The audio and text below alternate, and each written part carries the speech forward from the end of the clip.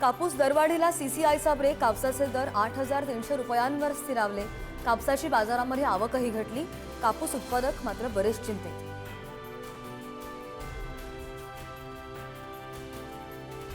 सोयाबीनच्या दराची 6,000कडे कूच. 2 दिवसांमध्ये सोयाबीनच्या दरामध्ये 200 रुपयांनी वाढ. सोयाबीनची मागणी वाढली आणि त्यामुळे दरामध्ये मोठी उसळी.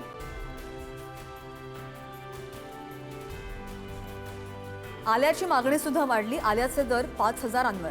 आल्याच्या बाजारभावामध्ये मोठा तेजीचे संकेत. मागणी वाढली आणि त्यामुळे दरामध्ये सुधारणा. गाजराला 2,000चा भाव. वाढत्या मागणीमुळे गाजराच्या भावामध्ये तेजी. शेतकरी वर्गामध्ये समाधानाचं वातावरण.